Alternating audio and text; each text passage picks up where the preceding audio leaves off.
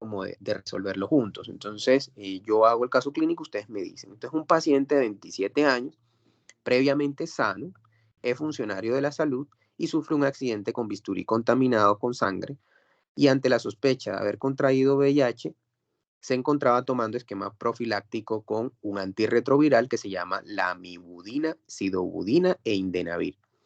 Este último con una dosis de aproximadamente 800 miligramos 3 veces al día. Y el paciente consulta, posterior a esto consulta, porque presenta hematuria y dolor cólico izquierdo, dolor tipo cólico en el lado izquierdo. Al examen físico encontramos que el paciente se encontraba un poco agitado, con un dolor en el flanco izquierdo y con puño percusión positiva. El resto del examen no mostraba alteraciones. Bueno, sigamos. Hasta ahí, ¿cuál es el diagnóstico presuntivo que ustedes tienen con este paciente? ¿Y cuál imagen le solicitarían? Pero primero respondamos la primera pregunta. ¿Cuál es el diagnóstico que ustedes creen que tiene este paciente?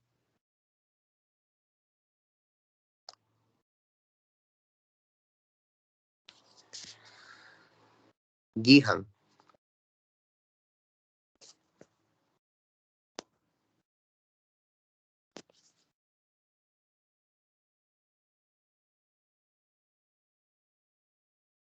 Paula Andrea.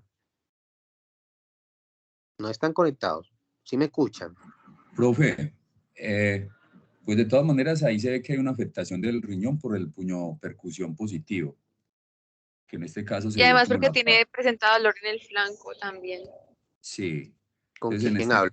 Te presentan, porfa, y me dicen. Está hablando Juan Andrés. Yule Edinson Muñoz, profe. Yule Edinson. Listo, Yule Edinson. Entonces, listo. ¿Y qué piensas tú? ¿Cuál es tu diagnóstico? Profe, pues en este caso hay una afectación del riñón como tal, hay puño percusión positiva. Pues el antecedente que viene nada más es como el consumo de medicamentos, entonces ahí tocaría uno mirar si algún medicamento eso está afectando el riñón. Pero en este caso yo le mandaría una ecografía de vías urinarias para ver Pero, cómo...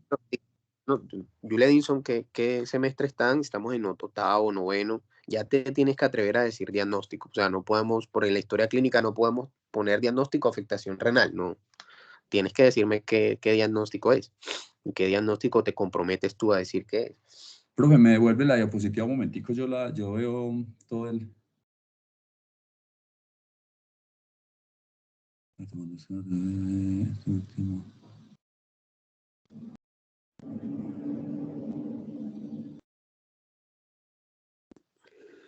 Tengo hematuria de dolor cólico izquierdo. Profe, lo que pasa es que la hematuria, de todas maneras hay que mirar si la hematuria qué tanto o sea, pues si es una macroscópica, si es microscópica, entonces ahí es cuando uno empieza a mirar esa parte. Acuérdate parte de varias cosas. Normalmente un paciente no te va a decir que tiene hematuria y tiene dolor en cólico izquierdo, pero él te lo dice porque es un personal de la salud, es un funcionario de salud, ¿cierto? Entonces, él tiene hematuria y dolor, pero mira lo que dice, que es posterior al inicio de tomar unos medicamentos, ¿cierto? Sí. ¿Qué piensas tú con eso? Tienes que decirme, o si tu diagnóstico, pues, pero comprométete a decir un diagnóstico, porque no podemos poner en la historia clínica, sabes que no podemos poner afectación renal. Te llegó este paciente, tú eres el médico de urgencia, tienes que Profe, definir qué diagnóstico. glomerulopatía por medicamento, profe. Glomerulopatía por tóxicos. Exacto. O por tóxicos, pero ojo que eso ni siquiera lo hemos revisado. Hasta ahí. El doctor Eric alzó la mano. Sí, hola, profe. Pues hasta el momento con los signos que da con los síntomas que da el paciente, perdón, podemos hacer énfasis como en una litiasis.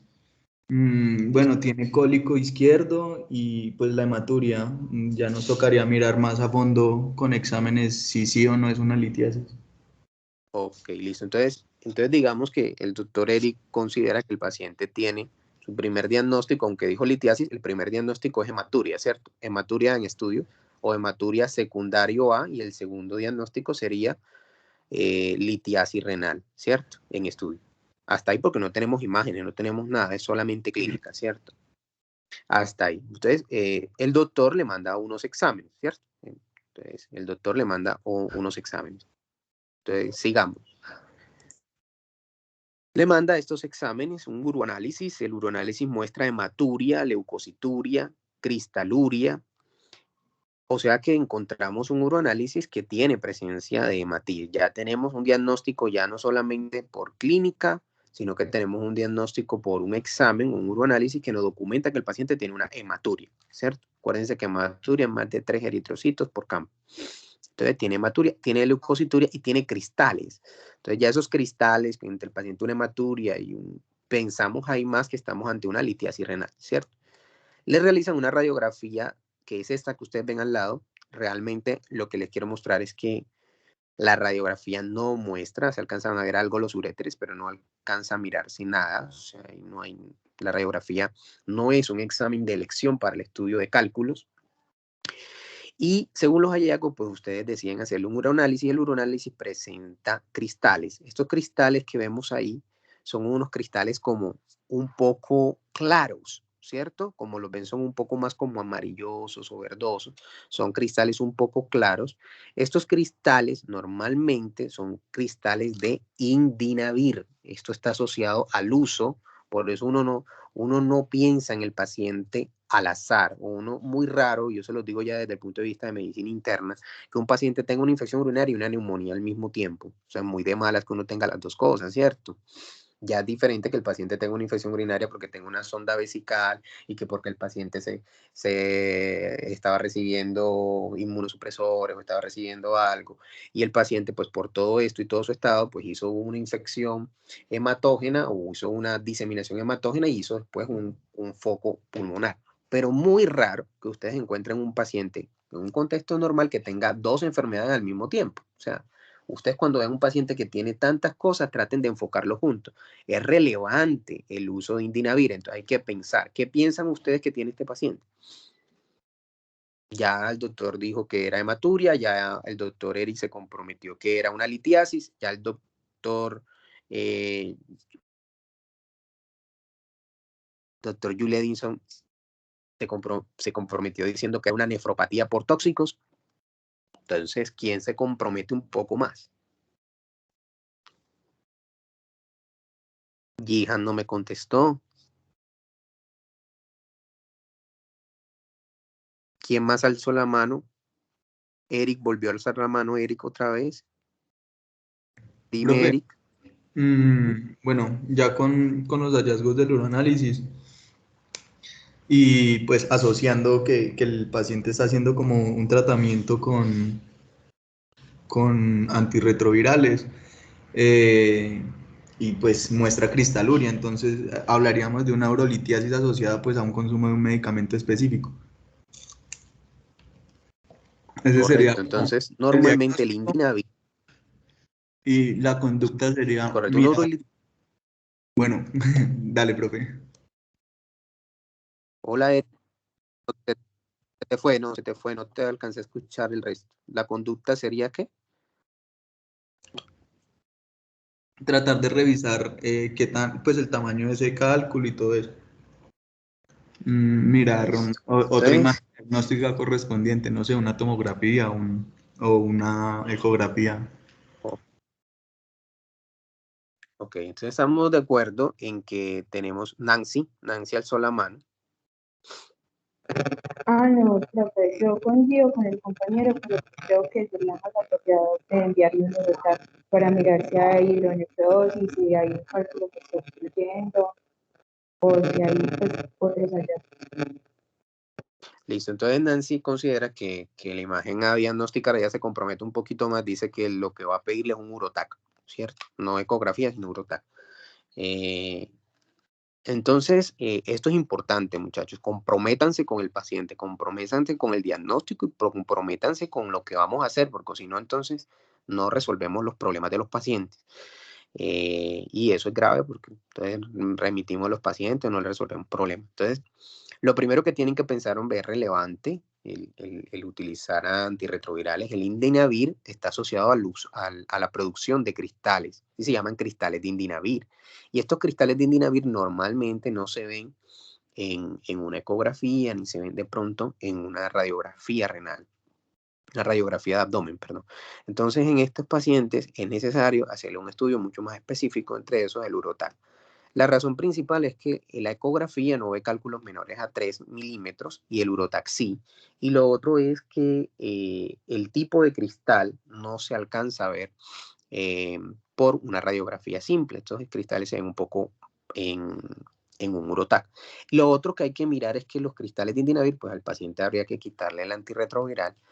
Y lo otro que hay que mirar es por qué está produciendo. Normalmente esos cristales se precipitan ante la presencia de el uso de indinavir, acidosis urinaria, o sea, que el paciente tenga una acidosis tubular renal. No es una acidosis tubular renal como tal el diagnóstico, sino fisiológica, en el cual hay acidificación de la orina. Y se precipitan los cristales aparte porque hay presencia de lípidos. Entonces, ahí estos pacientes pueden tener lipiduria. Entonces, asociado que el indinavir se asocia a que los pacientes tienen hiperlipidemia y tienen lipiduria. Y este compromiso metabólico que hace el indinavir es el que hace que se precipite el cálculo. Acuérdense que la matriz del cálculo, y yo se los he explicado todo el tiempo, es la proteína de Thon-Horvath, ¿cierto? Que es la uromodulina, o la misma uromodulina, y la cual tiene un efecto en el paciente joven, es un efecto, digamos, fisiológico en el cual evita que las bacterias empiecen a proliferar. Ese es un efecto fisiológico o inmunomodulador, es una proteína inmunomoduladora, pero en este caso es la matriz de todos los cálculos. O sea, si ustedes tienen un cálculo de cristales, perdón, de cristales granulosos, es la matriz es Thon-Horvath. Si tienen un cristal de indinavir, la matriz es Thon-Horvath. Si tienen un cristal, un cilindro Hialin, la matriz es eso. O sea, todos los cilindros o todos los cristales que se producen, la matriz como tal es la proteína de Thon-Horvath y a ella se le va pegando una gran cantidad de sustancias que pueden ser cilindros granulosos, pueden ser cilindros hemáticos, pueden ser cilindros de calcio, cilindros de fósforo, cilindros de indinavir y todo, y van formando unos cristales. Y esa es la proteína. Sigamos entonces. Entonces ya sabemos que la conducta era que le iban a pedir unas imágenes, ya se las pidieron. Este paciente le hicieron un urotac y ahí vimos el urotac. Entonces en el urotac alcanzamos a ver, miren el riñón izquierdo, comparado con el riñón derecho, en la primera diapositiva, miren que el riñón derecho es mucho más grande, ¿sí lo ven? Está aumentado de tamaño y tiene una hidronefrosis, está aumentado de tamaño el riñón izquierdo. Sara, por favor, señala el riñón izquierdo. Ese es el riñón y miren en el cálculo donde está abajo. Abajo, lo que está eso, tiene dos cálculos ahí. Los pacientes pueden tener hidronefrosis o pueden tener ureterohidronefrosis, o sea, si el cálculo está mucho más abajo, en el ureter, en este caso, pues está a nivel renal, a nivel de la pelvis renal está este cálculo, o estos dos cálculos, y genera una hidronefrosis. Y cuando le dan contraste al cálculo, pues miren en la otra figura, en la figura 1, en la tomografía contrastada, la flecha de arriba es el cálculo, se ve pequeñito, la que no es con contraste, y en la parte de abajo ya con contraste, pues el cálculo se nota, ¿cierto? O se alcanza a ver. Y la flecha muestra también el uréter dilatado con contraste, o sea que este paciente no tiene solamente la hidronefrosis, sino que tiene ureterohidronefrosis. Listo. ¿Qué es importancia con respecto a la tomografía?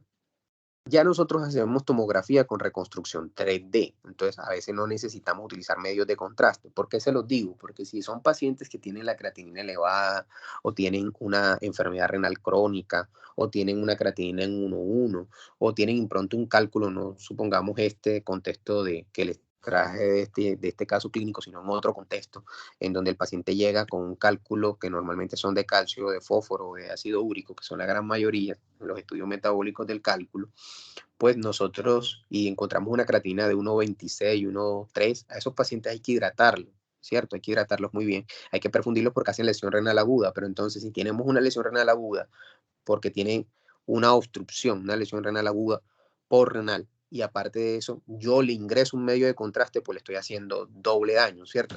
Haciendo nefrotoxicidad. Entonces, hoy día la recomendación que yo les doy es pídanle Urbur-TAC 3D sin contraste, hidrátenlo, miren que cuando la creatinina baje y después de eso le hacen una nefroprotección en caso el urólogo necesite el contraste, porque realmente el contraste es para definir realmente la ubicación del cálculo y definir de pronto el tamaño y que él nos pueda decir. Pero miren que con el TAC normal, simple, arriba, él lo estaba viendo, ¿cierto? Entonces no necesariamente necesitamos el contraste. Y si le hacemos una reconstrucción 3D, pues alcanzamos a observarlo muy bien. Listo, sigamos. Profe, Sí, doctora Manuela, yo cuéntame. pregunta, ¿esa nefroprotección nosotros como médicos generales la podemos mandar o eso normalmente la manda la especialista?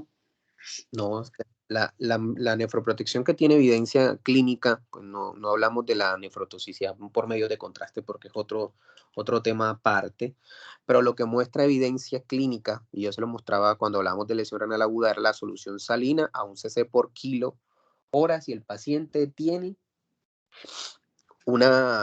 no tiene ni enfermedad renal crónica previa, o sea, no tiene tasa de filtrado glomerular menor de 30, o sea, no tiene hipervolemia, o el paciente no tiene falla cardíaca, o sea, todo paciente normal, paciente joven como esto, por ejemplo, aquí no le pusimos creatinina, pero supongamos que te llegó con una creatinina de 1,3 y tú le vas a hacer un UroTAC por contraste porque el urólogo lo definió así.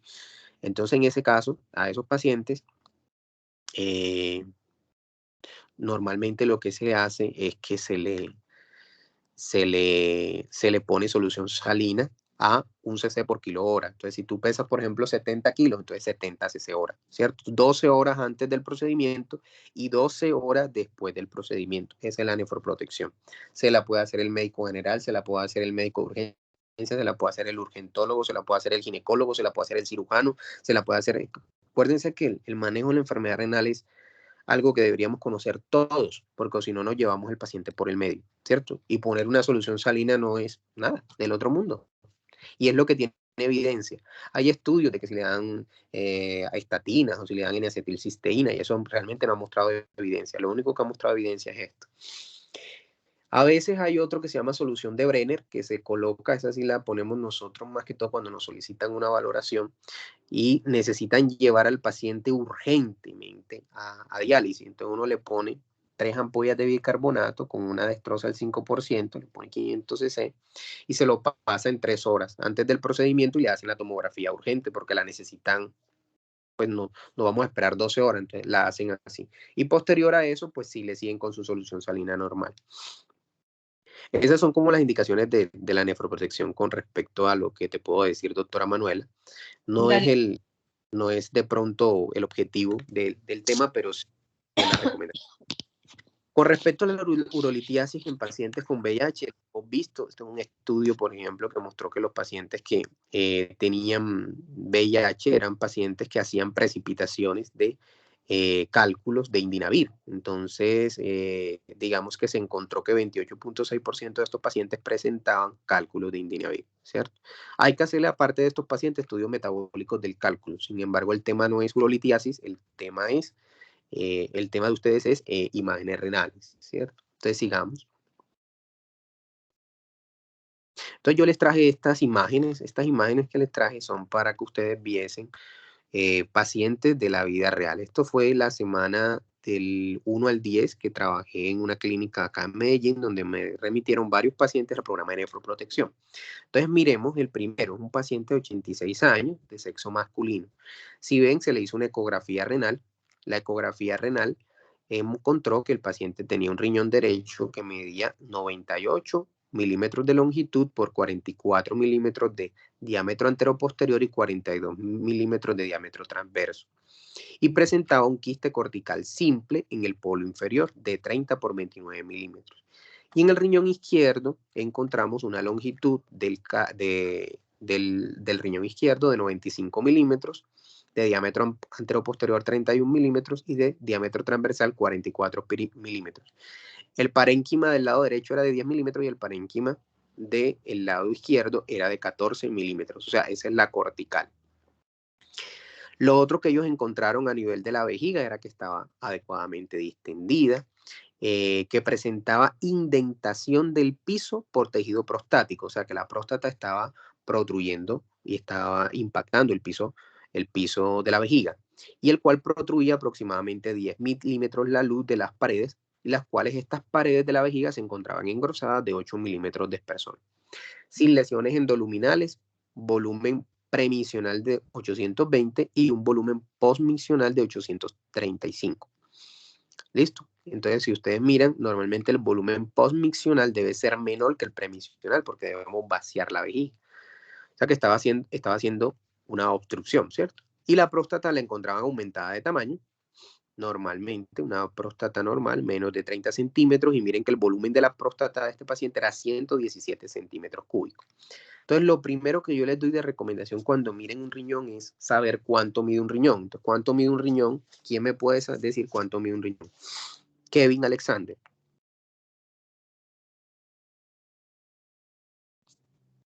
Hola, profe.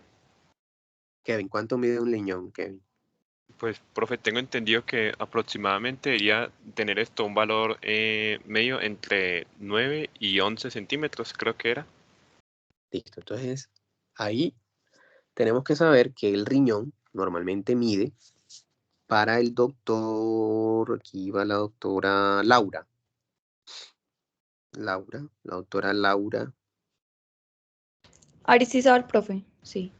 Profe, ¿cuál de las Lauras? Laura Aristizábal. Listo, profe, el riñón no medía como entre 10 y 12, pues 10 y 13 más o menos en longitud. Listo, entonces, ¿cuánto es 3 por 4? 12. Entonces, nunca se les olvide que el riñón mide 12 más o menos 1, ¿ok? O sea que el riñón mide 12 más o menos 1, pero más hacia arriba, o sea, más hacia el 13, ¿oyó?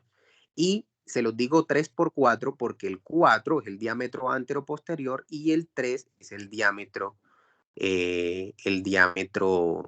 transversal. A todos les van a agregar 1, o sea, a los 12 de la longitud le agregan 1, a los 4 del antero-posterior le agregan 1, o sea que más o menos entre 4 y 5, y al transversal le agregan 1, que normalmente es de 4 centímetros. Entonces, lo que yo les quiero decir es que cuando ustedes aprendan que 3 por 4 es 12, saben el diámetro, no solamente longitudinal, sino el diámetro antero-posterior y el transversal. Y a todos le agregan 1. ¿Listo? Eso para el adulto. Para los niños cambia, ¿cierto? Cambia porque depende el peso, la talla, no es lo mismo, ¿cierto? Para los niños. Y lo otro es que los diámetros en los niños se calculan por unos percentiles. En los adultos no. Es esa fórmula que les acabé de decir más o menos para que la sepan y no se les olvide nunca.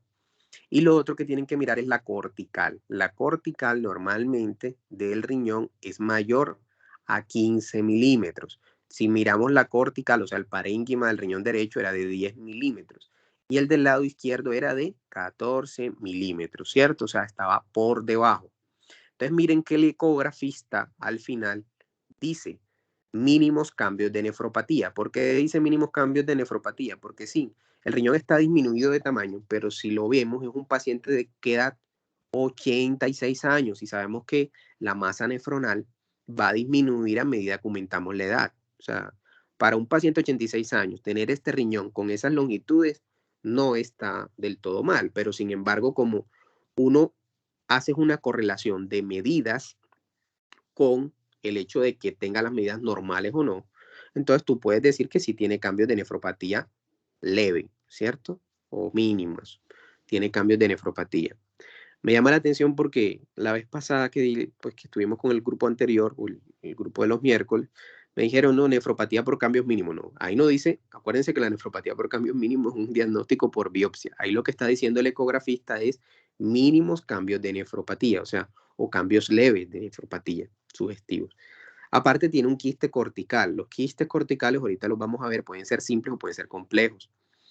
Y también tiene una clasificación, que es la clasificación de Bosniak, para poder identificarlos.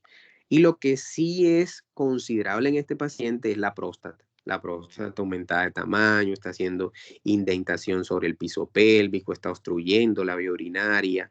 Este paciente, pues, ¿qué hice yo? Remitirlo al urólogo, hacerle un PSA para descartar que no tenga de pronto un CA de próstata también, y remitirlo al urólogo porque este paciente, o hay que biopsiarlo, pasar una biopsia de próstata y mirar a ver y descartar que no sea una CA versus una hiperplasia prostática benigna y definir si necesita tratamiento médico o tratamiento quirúrgico, ¿cierto?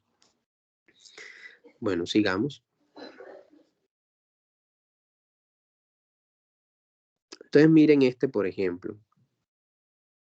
Esta es una mujer de 34 años en el cual le hacen una angioresonancia contrastada.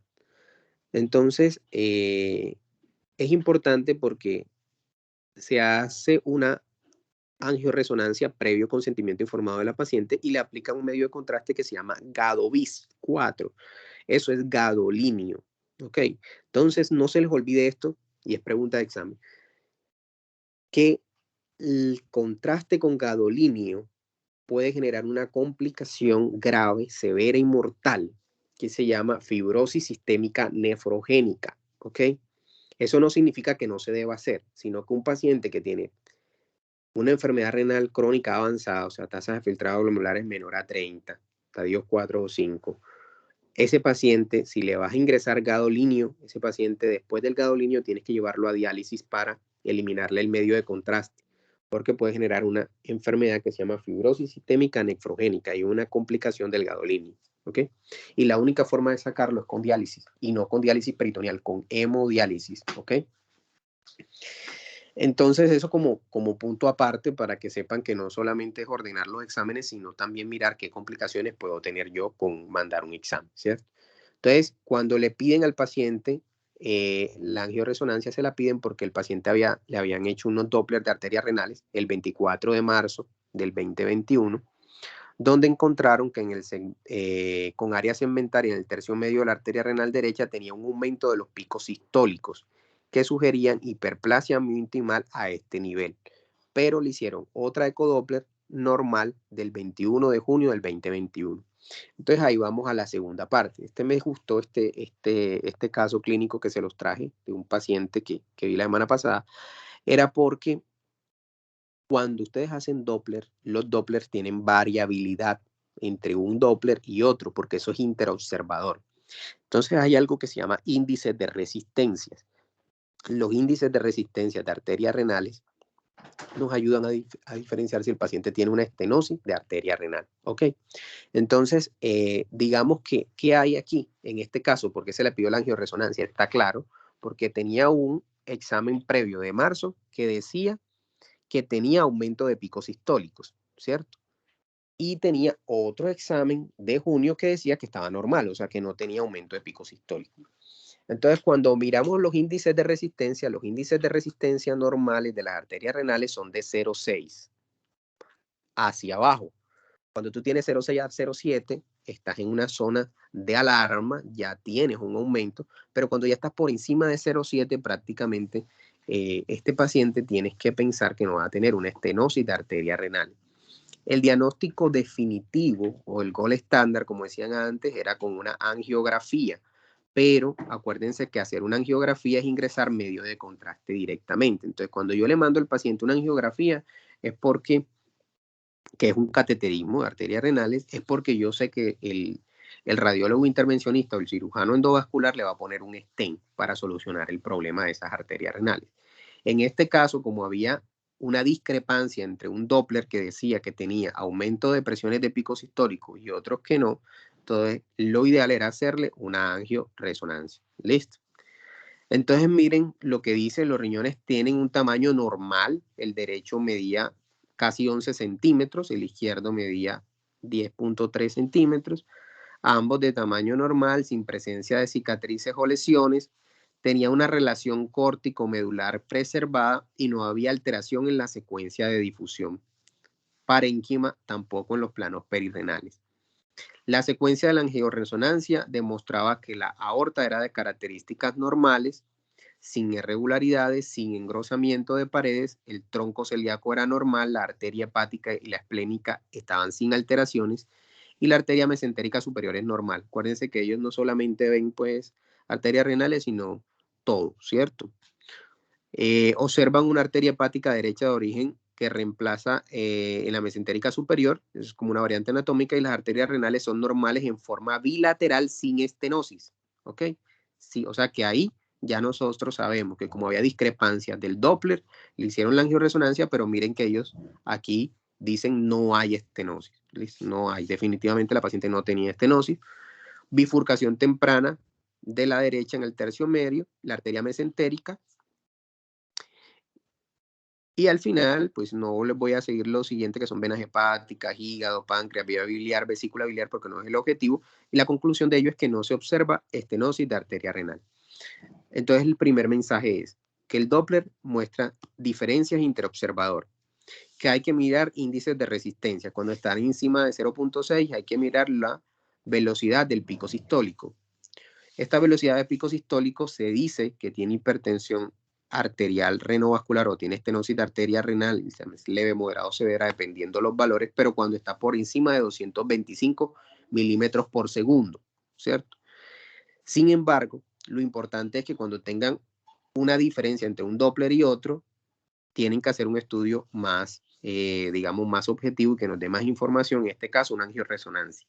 Y cuando mandan al paciente a cateterismo, cuando ya ustedes están seguros que el paciente tiene una estenosis y necesita de pronto un stent, ¿ok? Listo, sigamos. ¿Alguna pregunta con respecto a la angioresonancia?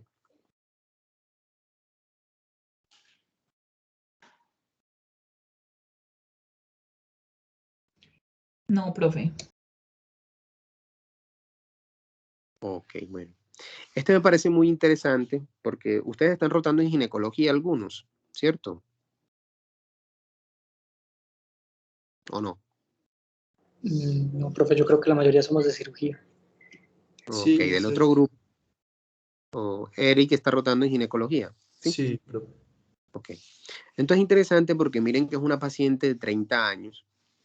Por eso yo les decía, nefrología tiene de todo es de todo, ¿cierto? Mucha medicina interna, inmunología, reumatología, y nos toca hasta mirar otras cositas. Entonces miren que es una paciente de 30 años de edad, se le hizo una resonancia magnética de pelvis simple, ella me lleva a esto, a consulta, porque la mandaron por eso, donde dice que el útero se encontraba en anteroversión, la cavidad endometrial tenía un diámetro antero-posterior de 17 milímetros, y se visualizaba un pequeño mioma subseroso fúndico de aproximadamente 8 por 8.4 milímetros. Hasta ahí, un mioma.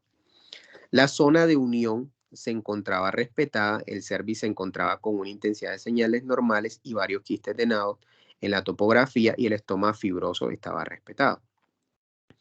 Ambos nexos, o sea, ambos ovarios, se encontraban de configuración usual, no se observaban focos de alta intensidad de señal en las secuencias T1 con saturación que sugieran endometriomas, y le administraron gel endovaginal para mejorar visualización de las paredes del canal vaginal sin encontrar engrosamiento anormal.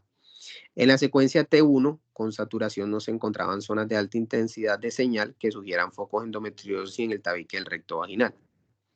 La vejiga estaba escasamente distendida, pero miren que se encontraba una dilatación del uréter distal izquierdo. Dilatación del uréter distal izquierdo. Esta alcanzaba un diámetro de 14 milímetros y estaba adelgazado y con disminución del calibre en la porción distal. Entonces, cuando tú tienes una estenosis, normalmente la porción más distal se adelgaza y la porción proximal se dilata, ¿cierto? Y en esta topografía se observaba engrosamiento de las paredes y disminución en la intensidad de la señal, hallazgos que sugerían una estenosis asociada a cambios fibróticos. Y esta estenosis medía aproximadamente 2 centímetros y se extendía hasta el meato ureteral. Las paredes no presentaban focos de alta intensidad de señal en las secuencias T1 y se obtuvieron secuencias con mayor llenado vesical, persistiendo la zona de estenosis y los cambios descritos. También se apreciaba dilatación de estructuras venosas pélvicas, las cuales no se evaluaban adecuadamente o no eran adecuadamente valorables en ausencia de contraste, pero ameritaban descartar algún grado de insuficiencia venosa. Las paredes del recto eran de espesor normal, sin evidencia de masa, y no se observaba líquido en cavidad. Y las estructuras óseas estaban conservadas en intensidad de señal normal.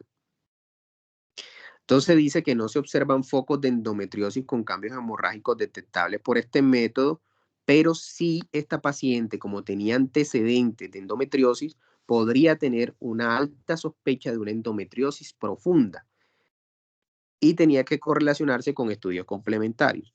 Ya que tenía dilatación de estructuras venosas pélvicas, había que descartar algún grado de insuficiencia venosa pélvica. Se observaba dilatación ureteral con cambios abruptos en el calibre en la porción distal del uréter y disminución en la intensidad de la señal de la pared del uréter que sugieren estenosis secundarias a cambios fibróticos de origen por esclarecer.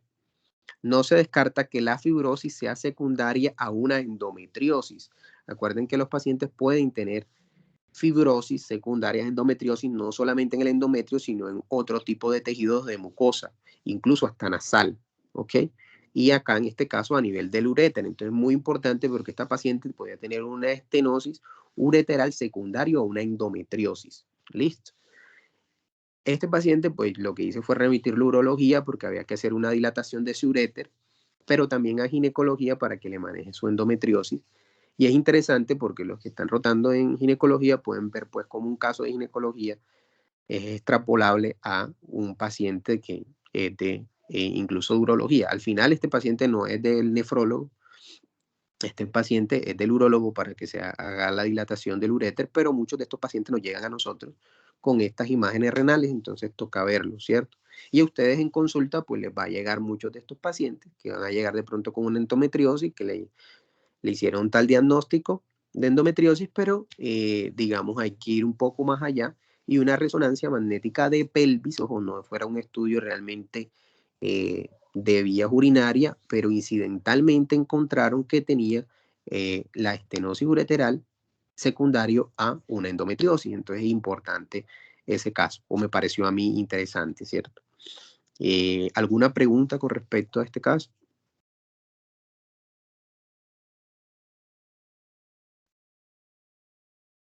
Entonces sigamos.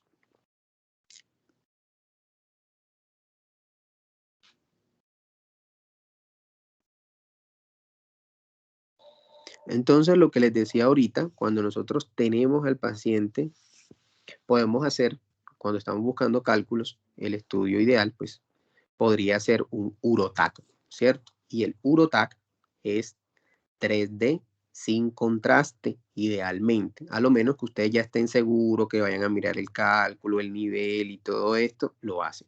En este caso, esta paciente, pues, miren, es una paciente mujer, 49 años, le hacen un urotac con técnica helicoidal multidetector, le realizan cortes axiales milimétricos desde las bases pulmonares hasta la sínfisis del pubis después de la administración de medio de contraste. Entonces, en este caso, le metieron al paciente medio de contraste o le suministraron o le administraron medio de contraste. Y encontraron unas imágenes en fase simple de arterias portales y eliminación en ambos riñones. ¿Qué encontraban en los hallazgos? Entonces, los hallazgos encontraban, bueno, no sé, y de pronto pueden mirar arribita de donde dice el informe radiológico, dice que se observaban ambos riñones de tamaño, posición y densidad normal. Uno a veces cuando mira también las imágenes o el reporte, es muy importante que le reporten a uno los diámetros. Miren en las resonancias anteriores cómo nos reportaban, tanto en la angioresonancia como en la resonancia, incluso en la ecografía. Miren que esta urotomografía pues fue reportada, pues no nos dijeron esos riñones cuánto medían, ¿cierto? Solamente dijeron son riñones de tamaño normal. Entonces, pero normal no es. Lo importante es que nos digan los diámetros y todo. Demuestran conglomerados de calcificaciones en topografía medular. Entonces, estos pacientes o tienen una nefrocalcinosis, que es presencia de cálculos a nivel de la médula renal, o el paciente tiene una nefrocalcinosis, una nefronoptisis o una nefrocalcinosis, que es presencia de múltiples cálculos. Eso es una enfermedad muy rara, también se los traje, 1 de cada 1.000.000 de pacientes tiene esto, y es una presencia de cálculos que se producen de calcio. Entonces esos pacientes hacen precipitación de cálculos de calcio, pero son millones y millones de cálculos que hacen. Miren que ahí dice que los diámetros de los cálculos eran de hasta 1 milímetro, pero era conglomerado, o sea, eran muchos cálculos. configurando una litiasis difusa y hallazgos que son compatibles con cambios de nefrocalcinosis medular. Entonces, ustedes les va a quedar de tarea revisar un poquito qué es la nefrocalcinosis medular. Eso se los dejo ahí de tarea para que la evalúen. Si es una enfermedad, digamos, con una alteración metabólica congénita y la producción de cálculos. Estos pacientes hacen muchos cálculos, o algunos de ellos hacen obstrucciones renales y terminan perdiendo su riñoncito por la superproducción de cálculos. Son millones y millones de cálculos que se producen. Y estos cálculos pues son la gran mayoría de calcio, ¿cierto? Entonces esto hay algo interesante, una paciente del oriente antioqueño, una paciente de 49 años, que nos llega con una nefrocalcinosis remitida del urólogo para que nosotros le estudiemos esa nefrocalcinosis. La creatinina la tenía bien, como en 0,64. Me llegó solamente me llegó con el Urotac y la creatinina, sin uroanálisis, me llegó sin otro estudio. Entonces, a esos pacientes hay que hacerle, yo le mandé estudio metabólico de cálculo, le mandé sodio en orina de 24 horas, calcio en orina de 24 horas, ácido úrico en orina de 24 horas. Ellos normalmente tienen acidosis renales, entonces precipitan, acuérdense que la acidez precipita la producción de cálculos en el riñón, entonces le hice una prueba de acidificación de la orina, que es hacerle un uroanálisis en ayuna, darle 2 horas alimento y volverle a repetir el pH a ver si acidifica o no y qué tanto se acidifica. Aparte de eso, le pedimos los exámenes del cálculo, el calcio en orina, el sodio en orina, el fósforo en orina, el ácido úrico en orina de 24 horas, citrato, oxalato, pero sabemos que la nefrocalcinosis medular es por calcio, entonces lo principal era mirar el calcio. Se los traje, algo muy interesante, y me sirvió para demostrarles que la gran mayoría de cálculos que vemos, la gran mayoría es de calcio, y con este nos ayuda a identificar el Urotac. Sigamos.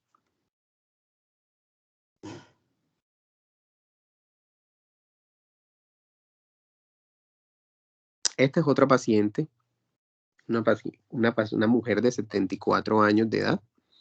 Se le hace un Urotac. Pero este Urotac, miren que a diferencia del anterior, es un Urotac simple, dice. Se realizó adquisición helicoidal volumétrica simple con reconstrucciones finas en todos los planos a través del abdomen en protocolo de Urotac. Entonces, un Urotac simple. Y se observaba que los riñones eran de localización, morfología normal, tampoco nos dicen los diámetros.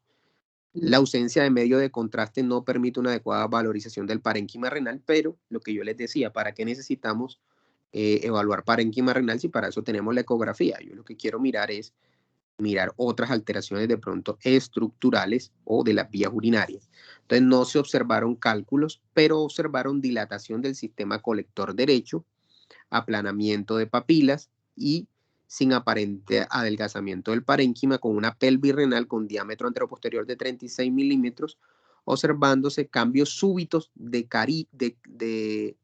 ahí en el calibre, en la unión pielo-ureteral, ¿cierto? O sea que el paciente tenía una hidronefrosis moderada derecha asociado a una estrechez pielo-ureteral.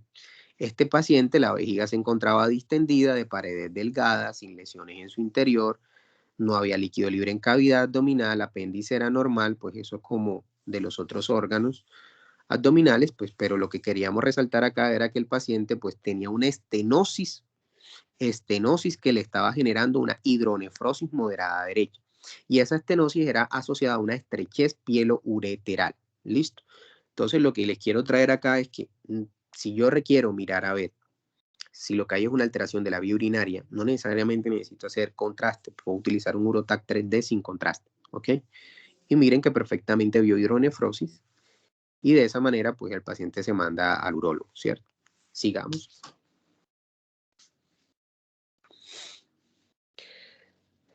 Entonces, cuando hablamos de las imágenes renales, hay unas imágenes renales que tienen mayor rendimiento que otras, ¿cierto? Las imágenes renales se dividen en dos, en unas que necesitan radiaciones ionizantes y otras que no necesitan radiaciones ionizantes. ¿Cuáles son las que no necesitan radiaciones ionizantes? La ultrasonografía, el Doppler color y la resonancia. ¿Y cuáles necesitan radiaciones ionizantes? Entonces, las radiaciones ionizantes, o sea, las radiografías simples, la que se hace radiografía con contraste endovenoso, el TAC contrastado, las angiografías y las gammagrafías, que encontramos como medicina nuclear. ¿Cierto? Sigamos. La radiografía simple para hacer diagnóstico de cálculos normalmente no es muy específica, no es muy sensible. Acuérdense lo que les mostraba ahorita. Depende del cálculo. Si el cálculo es radio opaco, que ahora hablamos de aumento de la transparencia, o sea, de calcio o de estrubita, se puede ver en la radiografía.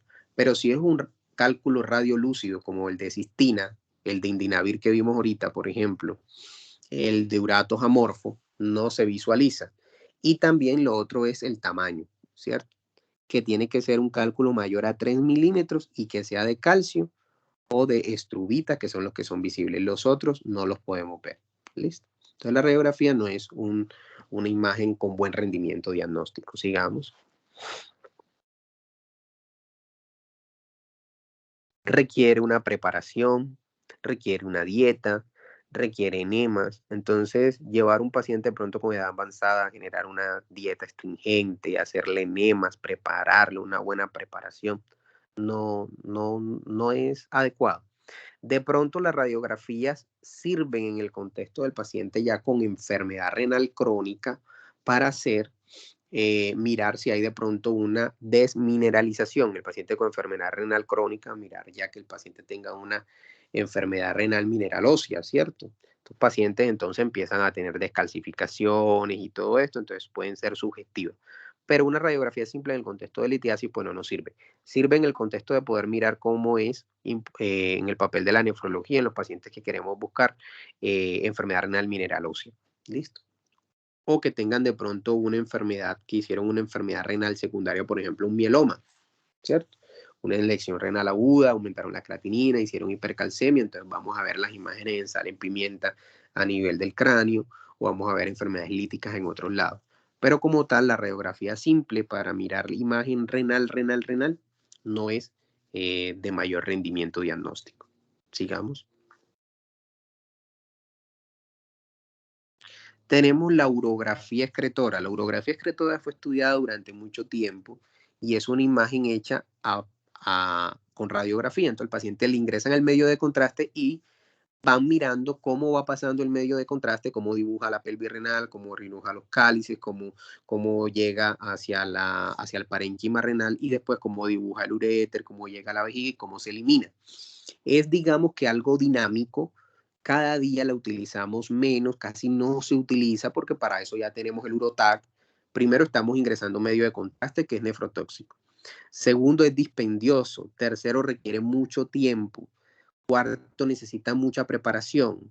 Quinto, necesita que el paciente haya que tomarle muchas imágenes y de acuerdo a eso mirar en tiempo real cómo se está eliminando ese medio de contraste. Entonces, digamos que tenemos otras imágenes con mayor rendimiento que ya la urografía excretora no la utilizamos.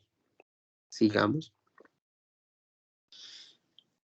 Entonces, miren lo que normalmente ve la urografía excretora. Entonces, mira la integridad de los cálices, de la pelvis renal, de la vejiga, lo que les decía ahorita, luego de la inyección endovenosa del medio de contraste, y valora la captación del medio de contraste, las fases radiográficas, y de pronto cómo están las diferencias o ausencia de captación de ambos riñones. Sigamos.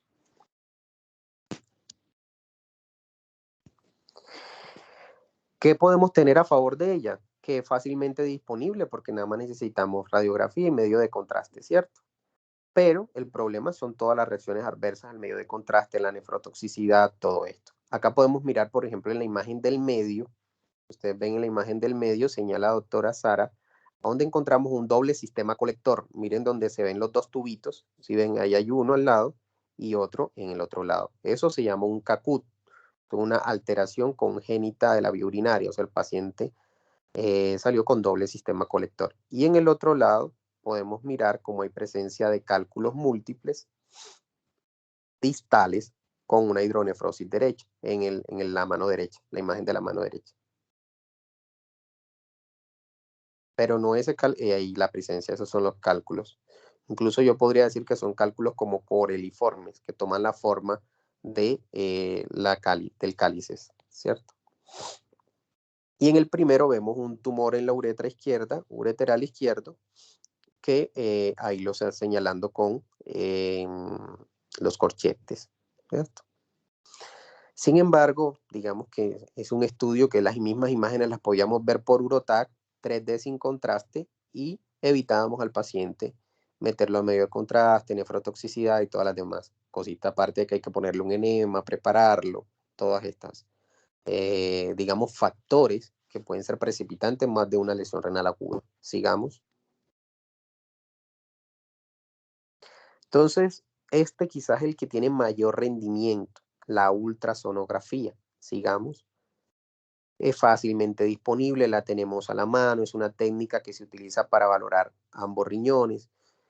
¿Qué ventajas tenemos con respecto a las demás? No utiliza toxicidad, es visualización en tiempo real, es bajo costo, está disponible, es fácil de llevarla a la cabecera del paciente, es fácil de manejar y nos brinda mucha información. ¿Qué desventajas tiene? Es que es observador dependiente. Esa es la desventaja que tiene. O en pacientes que tienen mala ventana, o sea, pacientes de pronto obesos, tienen mala ventana acústica, pues es difícil de pronto observar los riñoncitos. Del resto, digamos que la ecografía nos sirve de mucho para descartar paciente que tenga un cálculo, que tenga una pielonefritis, que tenga aumento del grasa peritoneal, si tiene alguna alteración congénita del sistema colector, del sistema pielocaliciar, de los riñones, si tiene agenesia renal, si tiene doble sistema renal. Hay que mirar todo eso, lo podemos mirar con una ecografía renal. Listo, sigamos. Entonces nos sirve mucho para evaluar, por ejemplo, lo que yo les decía ahorita, la pielonefritis, ¿cierto? Entonces, en caso de pacientes que tengan una infección del tracto urinario alta, posiblemente nos sirve para poder mirar si el paciente presenta una pielonefritis. Es, digamos, el 75% de las consultas que requieren valoración por urología se definen con una ecografía renal. Nos ayuda a mirar inflamaciones del parénquima, nos ayuda a mirar el sistema pielocalicial, presencia de pielonefritis, nos ayuda a mirar el riñón cómo está de tamaño, si está aumentado de tamaño, si hay focos de inflamación, si hay microabscesos, si hay abscesos y hasta dónde se extiende. Eso con respecto a la parte inflamatoria, ¿cierto? Sigamos. En la insuficiencia renal, la ecografía nos sirve también. ¿Por qué? Porque en la insuficiencia renal aguda normalmente no vamos a ver cambios. Como dice ahí, insuficiencia renal aguda no obstructiva, casi nunca vemos cambios. Hay algo poco específico como aumento de tamaños y cambios de congenicidad, pero eso es muy poco específico. Nos sirve más es para la enfermedad renal crónica, lo que yo les decía ahorita. Si vemos que los riñones están disminuidos de tamaño, si hay pérdida de la diferenciación corticomedular, si la cortical del paciente es menos de 15 milímetros, entonces uno puede decir, como la imagen inicial que le mostré, un paciente tiene cambios de nefropatía crónica, ¿cierto? Ligero o leve. Y también nos sirve para definir si tiene una insuficiencia renal, prerrenal, renal o porrenal. Por ejemplo, si el paciente tiene una hiperplasia prostática, como lo mostramos ahorita en la tomografía, podemos definir, bueno, si hubiera una ecografía también nos definía si la próstata está aumentada de tamaño, el paciente está haciendo una falla renal, una enfermedad renal crónica porrenal. O si de pronto tiene datos de que el paciente hizo una lesión renal aguda, no voy a ver cambios y posiblemente lo que tiene es una lesión renal aguda prerrenal, porque si fuera crónica, pues encontrábamos al paciente con algunos datos de nefropatía crónica. Una perla que les voy a decir es qué pacientes con enfermedad renal crónica tienen riñones de tamaño normales. Esa es una pregunta. No es la del examen, pero para que les quede a ustedes, ¿qué pacientes con enfermedad renal crónica tienen riñones de tamaños normales? Los pacientes con VIH, los pacientes diabéticos, los pacientes con poliquistosis renal, los pacientes con mieloma. Esas 4 enfermedades son enfermedades renales crónicas que cursan con riñones de tamaño normales. ¿Ok? Sigamos. En la valoración de la neoplasia nos sirve mucho, sobre todo en aquellos pacientes que son mayores a 55 años, hasta 20% de los pacientes pueden tener alguna enfermedad oncológica de origen vías urinarias. Entonces es importante poder utilizar la ecografía. También nos ayuda a identificar La localización, si el tamaño, la lesión que estamos ubicando es a nivel periférico, a nivel cortical o a nivel subcortical. Normalmente se alcanzan a ver los que son mayores de 1 centímetro y hasta 10 centímetros y pueden ser únicos o múltiples. Y bueno, lo que les decía ahorita, nos ayuda a mirar localización, tamaño de la cápsula, contenido líquido, semilíquido, si hay implantes murales y cómo es la vascularización periférica de esa masa o ese tumor. Incluso si hay una masa, yo le puedo hacer hasta un Doppler renal para ver si de pronto tiene un aumento de vascularización renal, esa masa renal. Y también nos ayuda a identificar quistes simples renales. Sigamos.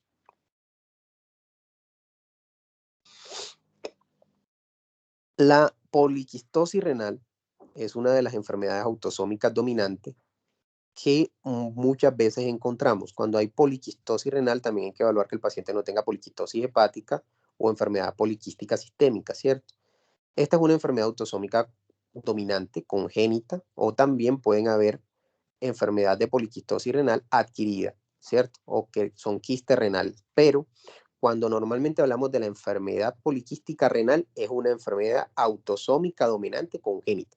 La adquirida son quistes renales que se van haciendo debido a la reabsorción o la poca reabsorción de líquido, entonces se van generando esos quistes. La ecografía nos ayuda para hacer el estudio primario, hacer el diagnóstico principal de esto, y nos ayuda mucho a diferenciar el tamaño de los quistes, a mirar también los diferentes tamaños de estos quistes y si están comprometiendo la corteza o si están haciendo un fenómeno uroobstructivo. En los niños, cuando vemos esta enfermedad de poliquistosis renal, se llama enfermedad de Williams. Digamos. Podemos ver también un carcinoma de células renales, se ve más en los adultos. Son masas dependientes de los riñones, de diferente cogenicidad, con aumento de vascularización, calcificaciones y áreas necróticas en su interior. Y eco con características morfológicas. Ok. Sigamos. Otros, digamos, tumores que podemos ver son los linfomas y las metástasis. Ok. Sigamos.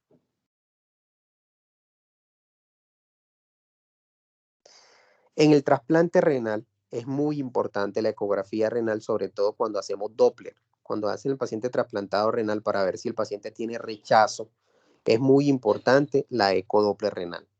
También a mirar si hay complicaciones del riñón trasplantado. Complicaciones del riñón trasplantado como por ejemplo infecciones, urinomas, que es que el paciente hace colección de orina en el paciente trasplantado como una bolsa, en el riñón trasplantado, secundario a una lesión del uréter, o linfoceles, o estenosis de arteria renal, o trombosis de las venas renales. Sigamos. Profe. Sí.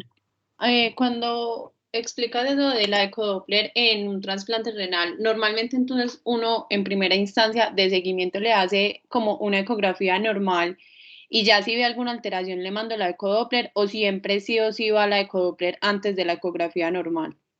Normalmente en el paciente trasplantado inmediato, o sea, en el recientemente trasplantado, uno mira si el paciente está haciendo rechazos. ¿Para qué te permite a ti la ecodoppler renal? Si el índice de resistencia, que ahorita les decía que era mayor a 0,6, pero normalmente en el riñón trasplantado cuando es mayor a 0,8 hay que prestarle mucha atención. Cuando tú ves que esas arterias renales están así bien contraídas en ese riñoncito trasplantado, es porque posiblemente te está haciendo un rechazo del trasplante. Y una forma indirecta de ver el rechazo es los índices de resistencia, o sea, con el Doppler. ¿Listo? Eso en el paciente trasplantado renal, inmediatamente. Lógicamente eso lo tienes que abordar con otras cositas, como por ejemplo, que la creatinina se eleve, ¿cierto? O pacientes que ya tienen trasplante renal pero llevan mucho tiempo, y tú tienes que mirar a ver si el paciente está haciendo un rechazo humoral o celular, ¿cierto? Entonces tú también le puedes hacer una ecodoppler de arterias renales del riñón trasplantado para mirar si tiene el aumento del índice de resistencia. Tú dices, este paciente posiblemente está haciendo un rechazo. O pueda que la ecodoppler te salió normal, pero la creatinina está elevada, entonces tú dices, no parece rechazo. ¿Será que tiene una infección urinaria? ¿O será que tienes toxicidad por los inhibidores de calcineurina que estoy utilizando, el tacrolimus? Entonces digamos que son exámenes que nos ayudan a mirar. Pero inicialmente, cuando yo les digo de rechazo, es que es un valor indirecto que te permite pensar que el paciente está haciendo un rechazo y ya tú lo complementas con lo otro, ¿cierto? Siempre tienes que descartar que no tenga infecciones, que no tenga una toxicidad renal por calcineurina, por inhibidores de calcineurina, y ya con eso defines. ¿Listo? Todo paciente salido inmediatamente del trasplante necesita la ecodoppler. Todo, porque hay que mirar que no haya hecho un rechazo hiperagudo, ¿cierto? Y ya estas indicaciones que le doy son mucho tiempo después. ¿Listo? Profe, perdón. Es que a mí no me queda claro como tal, cómo, o sea, qué es lo que usan para poder ver cómo ese contraste que se ve o ese flujo que se ve en la ecodoppler. ¿Cómo? No te entiendo. O sea, la ecodoppler en sí no se le suministra medio de contraste, sino que es el flujo el que me actúa como ese medio de contraste, Tú ¿cierto?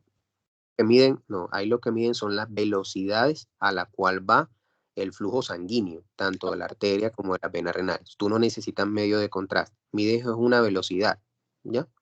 Listo, gracias.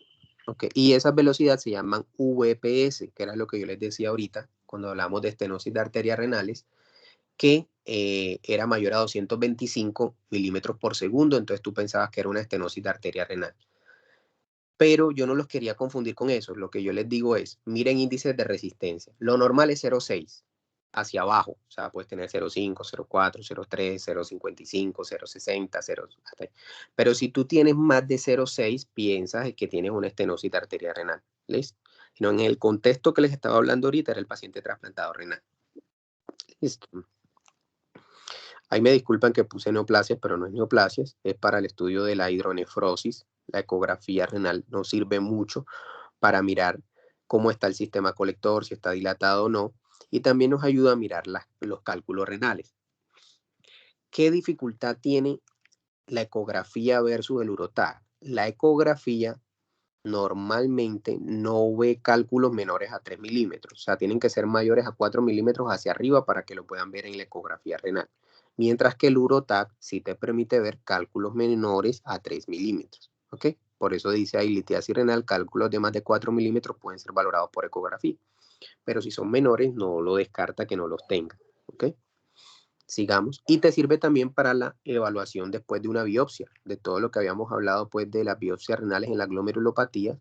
Después de la biopsia renal siempre hay que hacer una ecografía porque los pacientes pueden tener un hematoma o se llevaron una arteria y esos pacientes hasta pueden requerir nefrectomía después de una biopsia renal. Entonces hay que tener mucho cuidado con ellos y evaluar biopsias.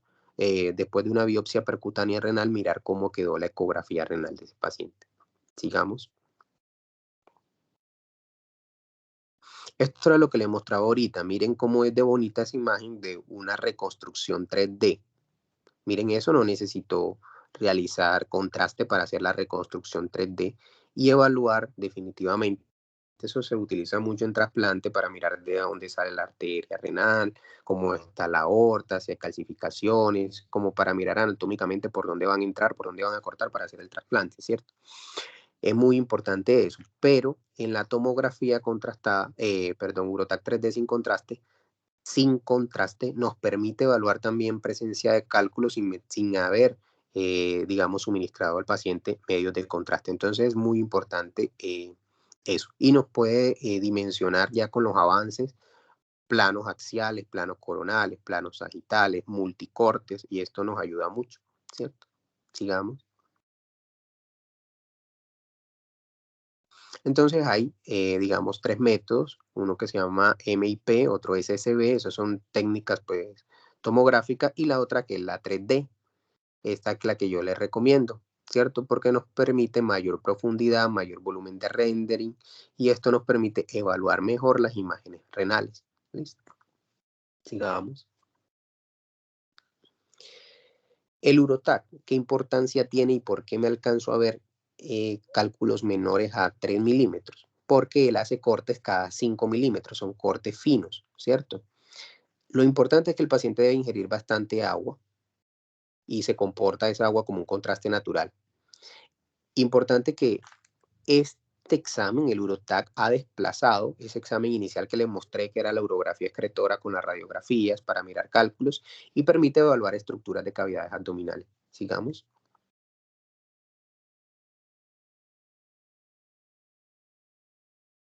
Ahí en el riñón derecho, miren, Sara, porfa, señala dónde está la imagen, en la flecha. Entonces, hay una dilatación del sistema colector derecho. ¿Listo? Hay una dilatación del sistema colector derecho. Los riñones los vemos de tamaño, digamos, relativamente normales, de pronto un poquito más dilatado el derecho. Recuerden que en tomografía todo lo izquierdo que esté a su lado es derecho y todo lo derecho es izquierdo. Entonces nos permite, ¿cierto?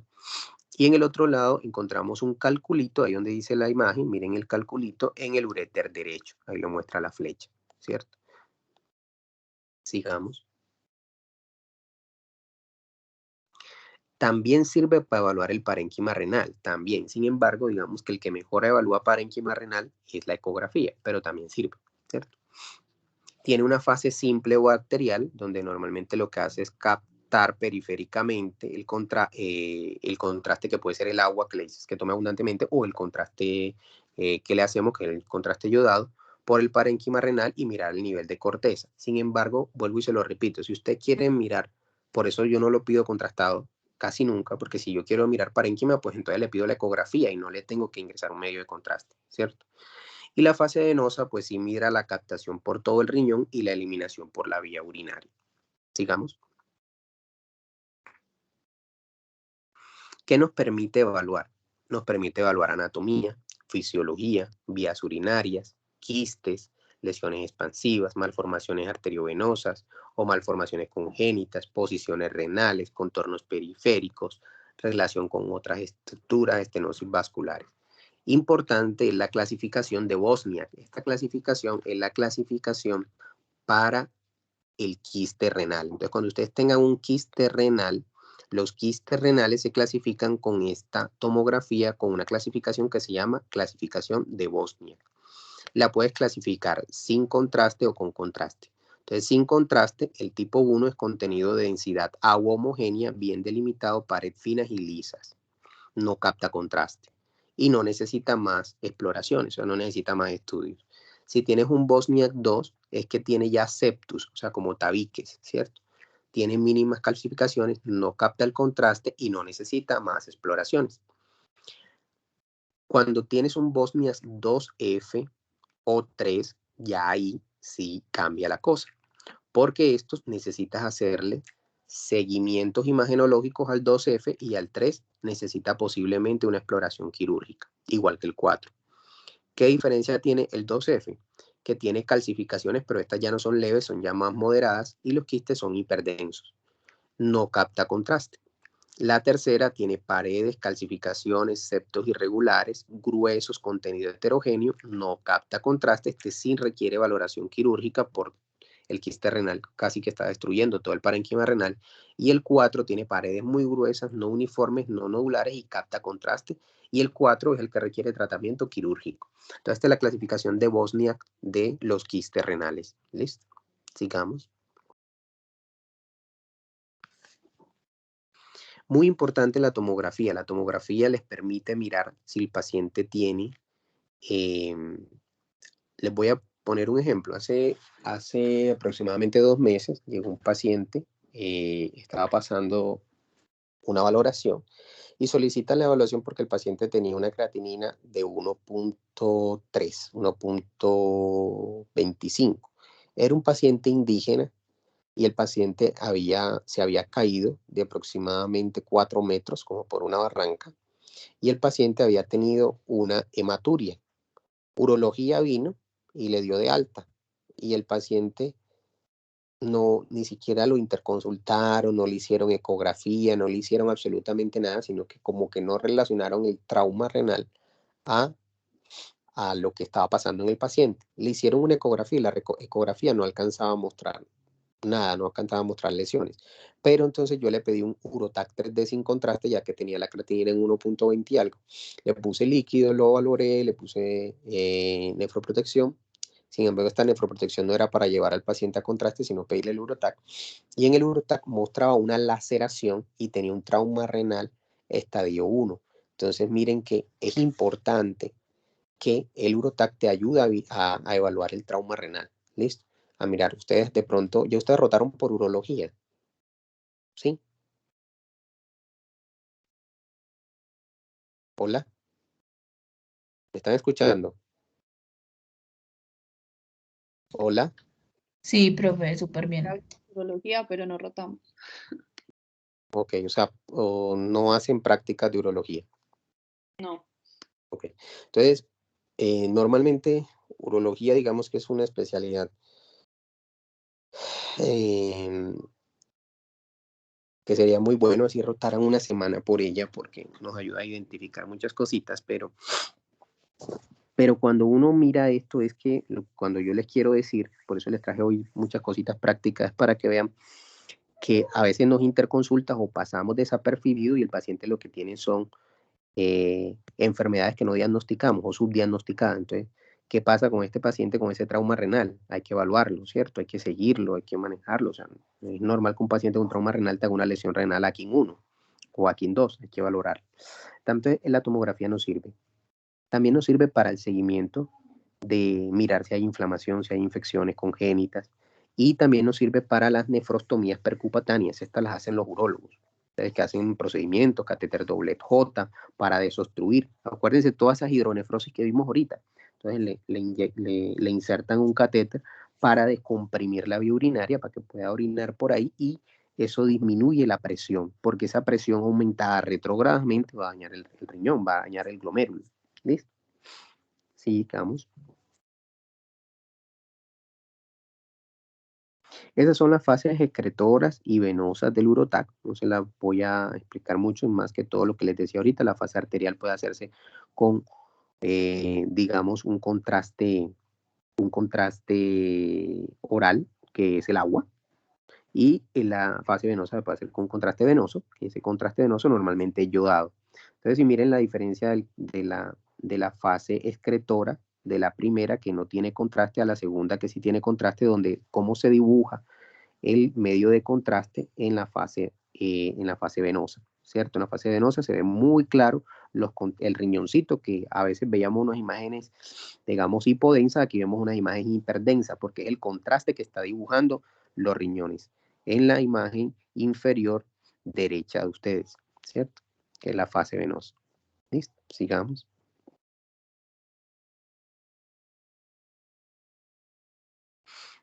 Entonces, un TAC con contraste endovenoso con fase arterial. Eso no quería explicar, solamente quería decirles que habían dos fases, fase venosa, fase arterial. Sigamos. Aquí entonces encontramos algo que son los estudios radiológicos guiados por intervencionismo vascular. Entonces, el estudio radiológico guiado por intervencionismo vascular son las angiografías renales, que estas lo que hacen es evaluar cómo están las arterias renales. ¿Ok? Eso para definir que el paciente no vaya a tener de pronto lo que les mostraba ahorita, por ejemplo, la estenosis de arteria renal.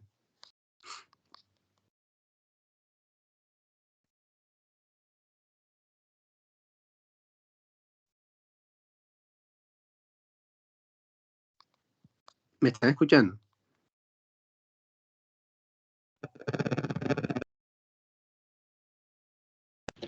Sí, profe. Pues sí. Ok. ¿Hasta ahora han entendido? Sí, profe. ¿Alguna pregunta?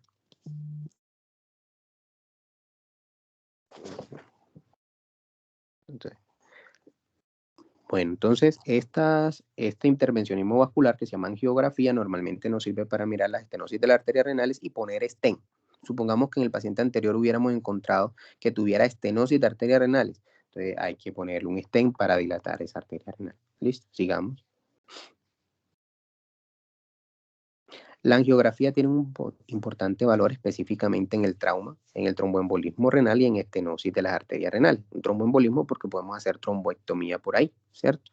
O en el trauma porque podemos hacer una embolización y podemos sellar una arteria que de pronto esté sangrando, ¿cierto? Esto se hace por vía femoral o por vía axilar. Normalmente se hace más por vía femoral en el caso de las arterias renales.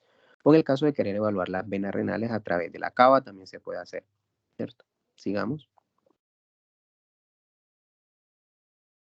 Entonces miren, por ejemplo, cómo se ve la estenosis de la arteria renal. Aquí la alcanzan a ver en la primera, cómo se ve. Miren cómo ahí no pasa el medio de contraste. Ahí no pasa, está totalmente sellado, no pasa el medio de contraste. Entonces tiene una estenosis de arteria renal. El paciente le ponen un stent y esa arteria debe dilatarse al diámetro que está como el diámetro que ven ahí de lo negrito o de lo grisecito que alcanzan a ver, debe recuperar ese diámetro, ¿cierto? Vemos una trombosis de la arteria renal, donde ven la imagen del medio, donde se ve un trombito ahí, ¿listo? Y ven un trauma renal, donde hay presencia de sangre, como una colección ahí a nivel de una arteria, y hay que hacer una embolización, ¿cierto? Sigamos. Por último está la medicina nuclear. La medicina nuclear es la gammagrafía renal. Yo la quiero mostrar, ¿me pase, por favor? Entonces la medicina nuclear,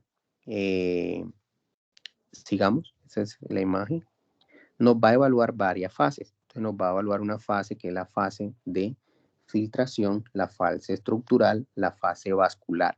La gammagrafía se puede hacer con DTPA, también se puede hacer con MAC3. La DTPA es la que más nos ayuda para mirar el excretado por filtración glomerular y el MAC3 nos ayuda para mirar secreción tubular. Entonces, el DTPA nos mira filtración y el MAC3 nos mira secreción tubular, ¿cierto? Sirve para muchas opciones, hacer estudio de hipertensión arterial renovascular, a mirar a ver si hay una insuficiencia renal, cómo está, si está secretando el túbulo o no. Lo que pasa es que yo no le doy tanta relevancia a la gammagrafía o la medicina nuclear porque cada día se utiliza menos. ¿Por qué razón? Porque si yo quiero mirar estructura, tengo la ecografía renal y tengo el urotac, ¿cierto? Si yo quiero mirar flujo sanguíneo renal, le pido un Doppler de arterias renales y con eso miro si hay hipertensión renovascular y en el peor de los casos le pido, en el peor de los casos no, en el contexto que requiere un estudio más avanzado, pues le pido una angioresonancia. Y si yo quiero mirar función renal, que miro la creatinina, ¿cierto? Y entonces no necesito hacer de pronto una gammagrafía porque acuérdense que este paciente también, esto es medio de contraste, medio nuclear, medio el medio nuclear o digamos los isótopos radioactivos, ¿cierto? Sigamos.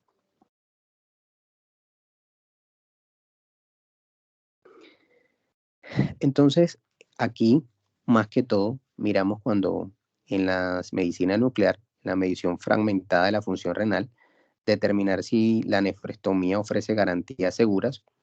Con frecuencia es importante para el cirujano conocer la contribución de cada riñón a la función renal total. O sea, cuando normalmente el cirujano quiere mirar cómo está funcionando el riñón, lo que hace es mirar a ver. Entonces ustedes ven la imagen de arriba y ven la imagen de abajo. La imagen de arriba ven cómo hay como un pico, ¿cierto? Eso es una filtración glomerular normal, ¿cierto? Y en el otro, miren la imagen de abajo cómo se presentan como unas mesetas, o sea, ven una imagen verde, una línea verde y una línea azul. Esas imágenes en mesetas es como si la tasa de filtrado glomerular se fuera planando, o sea, como si no estuviera filtrando absolutamente nada. En cambio, cuando empieza a haber una filtración, uno lo que mira es las curvas, pues se ve como una curva, como una montañita y desciende, que hace parte de una filtración glomerular. Entonces, eso es como para evaluar filtración glomerular. Sin embargo, ellos le reportan el núcleo, porque eso lo hace un médico nuclear. Entonces, el médico nuclear reporta cuál es la tasa de filtrado glomerular y es para cada riñón, tanto para el riñón izquierdo como para el riñón derecho. Y acuérdense que la filtración se mide con DTPA. ¿Listo? Sigamos. Esto también sirve para mirar cómo está la corteza renal, si hay áreas de inflamación o hay cicatrices, sobre todo para mirar si el paciente que tiene cicatrices, pensando en unas pielonefritis crónicas o pacientes que han tenido múltiples infecciones, ahí miramos esa parte. ¿Listo? Sigamos. Sirve para el trasplante renal, pero realmente en el trasplante muy poquitamente o poco a veces utilizamos la gammagrafía y la gammagrafía renal con estímulo diurético con furosemida se utiliza como un renograma para ver si hay una obstrucción. Entonces, si la prueba de furosemida es positiva, entonces significa que hay una, o sea, no elimina orina, es positiva, o sea, hay una obstrucción. Y si es furosemida negativa, o sea, realmente la furosemida hizo su efecto normal, entonces el paciente tiene furosemida negativa, pues es normal su filtración y al estímulo diurético. ¿Ok? Sigamos.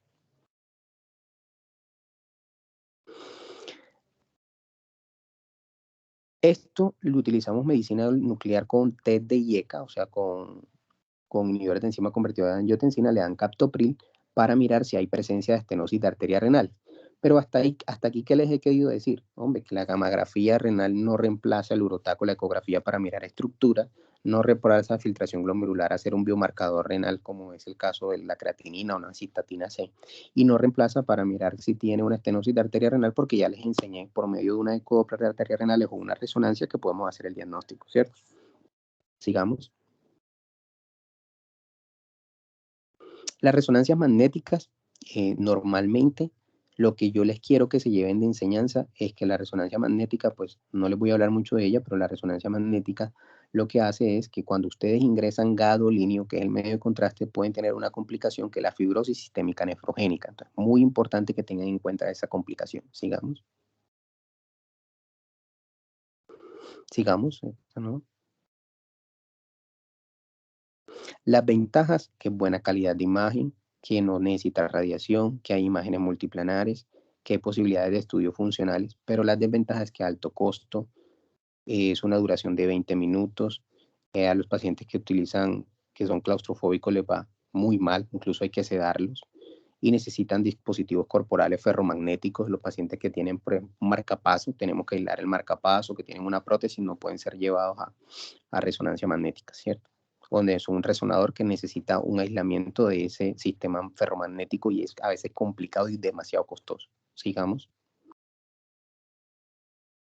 Esta es lo que les decía, que es lo que, y con eso quiero terminar pues como la charla, es que el contraste puede llevar a una fibrosis sistémica nefrogénica en pacientes que tienen enfermedades renales crónicas avanzadas. O sea, todos los pacientes que son estadio 4 y 5 no deberían recibir una resonancia magnética por contraste. Entonces, muy importante de ustedes como médico general, que si el paciente le van a hacer una resonancia magnética porque tiene un tumor, porque el oncólogo lo requiere, porque el cirujano lo requiere y tiene creatinina con tasas de filtrado glomerular estadios 4 y 5, o sea, menores a 30, ojo, porque el paciente les puede hacer una fibrosis sistémica nefrogénica y va a requerir diálisis. Entonces, el paciente lo ideal es que le hagan el contraste, le dialicen, o sea, le barran el medio contraste y después siga otra vez normal. No significa que no se la pueda hacer, porque nosotros como clínico no le podemos decir al cirujano, no le podemos decir al oncólogo, no lo haga.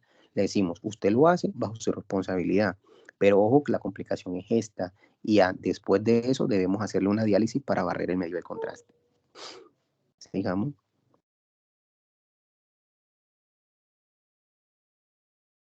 Sigamos. Profe, creo que ahí ya acaban, ya están las 50. Ok, listo. Entonces, eso era lo que les tenía hasta hoy. ¿Alguna pregunta? ¿Entendieron? Profe, sí, tengo una pregunta. Sí. La evaluación del parénquima renal, entonces, por ecografía es fácil de hacerlo. Digamos que si yo estoy viendo el riñón derecho, ese parénquima, yo me doy cuenta que estoy en parénquima renal porque es hipoecoico con respecto al, digamos, el segmento hepático. Sí, y también a la médula renal. Acuérdate que hay una relación córtico-medular. Entonces, normalmente la ecogenicidad es un poquito mayor a nivel de la cortical que a nivel de la medular, ¿cierto? Eso te ayuda a ver diferenciación córtico-medular. Cuando tú no alcanzas a tener esa diferenciación, o sea, no ves la imagen cómo cambia entre la cortical y la medular, es porque la cortical está disminuida de tamaño. Y eso te permite medirlo. Ahorita se acuerdan que les dije que uno lo medía y que el valor aproximadamente de ese parénquima renal o de esa cortical renal es de aproximadamente 15 milímetros. Cuando está por debajo de eso, 10, 12, 11, 13, ustedes hablan, hay una cortical disminuida, este paciente ya tiene daños de nefropatía crónica. Entonces, con la sola ecografía pueden evaluarlo. Listo, profe. ¿Alguna otra pregunta?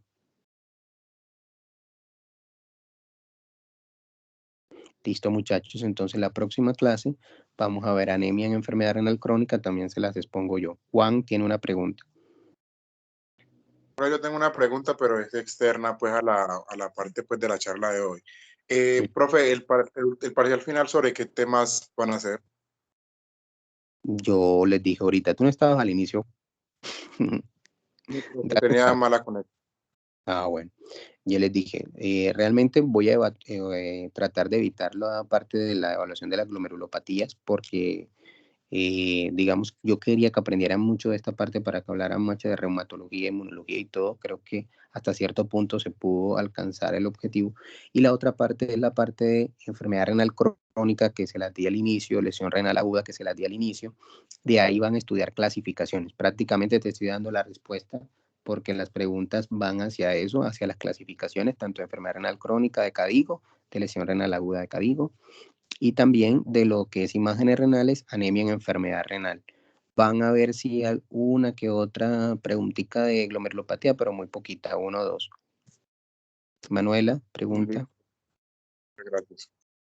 Profe, qué pena, es que a mí me quedó una duda. Cuando yo le voy a estudiar o le voy a mirar, pues o tengo alguna sospecha, no sé, de alguna estenosis pues de la arteria o una trombosis de la vena renal en un paciente, en ese caso, ¿cuál sería el estudio de elección? Pues vimos que estaba la angiografía, el Doppler y esta de medicina nuclear, pero pues normalmente en un sitio de urgencias, pues que no haya como, pues que no sea tanta El complejidad. diagnóstico de pesquisa o digamos con una buena especificidad es un ecodoppler de arterias renales, porque te explico ahorita, no necesitas medio de contraste, evitas que el paciente vaya a tener una complicación, ¿cierto? Sí. Acuérdense que la angioresonancia que les mostraba ahorita es cuando tú no alcanzas a tener el diagnóstico o que haya discrepancia, o sea, una ecografía te dice que sí, otra ecografía te dice que no, un ecodoppler te dice que sí, otro ecodoppler te dice que no, como hay discrepancia intraobservador, entonces ahí tú necesitas la angioresonancia. Y el estándar de oro, o sea, el examen principal para descartar estenosis de arteria renal es el cateterismo, o sea, la angiografía renal. ¿Qué es lo que pasa? Que uno como médico tiene que evitar lo menos invasivo en el paciente, ¿cierto? O sea, cada día utilizamos, ¿yo para qué lo voy a hacer? No, es que yo sospecho que el paciente tiene una hipertensión renovascular, porque tiene una hipertensión resistente y tiene 40 años y ya tiene 3 antihipertensivos, uno de esos es un tiacídico, el paciente no responde. No, entonces yo de una vez le voy a ordenar un cateterismo renal, no, ¿cierto?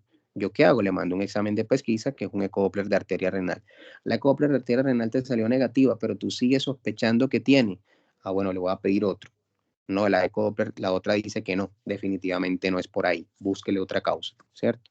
Pero te dice una sí y otra no. Bueno, entonces voy a salir de dura, voy a hacer una angioresonancia antes de hacer el cateterismo. Listo. O si definitivamente la ecodoppler te dice, tiene una estenosis de arteria renal, entonces tú le pides la angioresonancia porque con algunas angioresonancias se puede definir el nivel de estenosis exacto y si requiere esteno o no. Ya eso lo define el vascular. ¿Listo? Y mediante la resonancia se puede hacer, pues la angiografía se puede hacer entonces el manejo con stent, sí, algo, ¿cierto? Con ese mismo ya le hacen el tratamiento definitivo, sí. Andrés, una pregunta. Sí, profe, es que también leí sobre usar el dióxido de carbono como contraste en angiografía. ¿Eso cuándo se usa o no se usa? No, eso normalmente no se usa, no se usa. Ya, o sea, pues realmente, digamos, la experiencia que tengo hasta ahí de angiografías es con medio de contrastes yodados, ¿cierto? Ya si hay alguna otra evidencia para poder utilizar medios de contraste con dióxido pues no te podría decir, porque realmente incluso cuando tú le haces el medio de contraste o el cirujano hace el medio de contraste solamente para dibujar la arteria y definir el nivel de estenosis y ponerle el stent, ¿cierto? El radiólogo intervencionista o el cirujano vascular. Ok, listo, profe. Profe, Manuela, yo tengo una pregunta, pero no, o sea, ya no es como el tema que estábamos hablando, sino al principio del semestre tú nos diste unos porcentajes en el cual estaba incluido un club de revista, pues evidentemente ya no hay tiempo de hacerlo. ¿Cómo se va a distribuir entonces ese porcentaje que se le había asignado a ese trabajo? No, en el club de revista yo los califiqué más que todo como la participación y las asistencias y todo lo que ingresaban aquí. Entonces digamos que en el club de revistas todos tienen 5, ¿listo? Ya las exposiciones, las evaluaciones que les hice y los exámenes, ¿listo? Listo, profe, acuérdate que nos debes la nota de la segunda expo a algunos grupos, o no sé si a todos. No, tranquilos, yo se los doy la otra semana. Juan, cuéntame. Profe, sino que pues al grupo que expuso y tú pues no nos has hecho la reunión para la nota de la primera exposición, o no sé si faltan grupos todavía para la nota de la primera exposición. No, faltan grupos para la nota de la exposición. La próxima clase que veamos anemia, hablamos con cada uno de los grupos. ¿Listo? Listo, profe, gracias. Bueno, muchachos, feliz tarde entonces, se cuidan. Igualmente, profe, feliz día. Hasta luego. Gracias, profe. Bueno, Muchas bueno, gracias, profe. Gracias, profe. Hasta luego. hasta luego.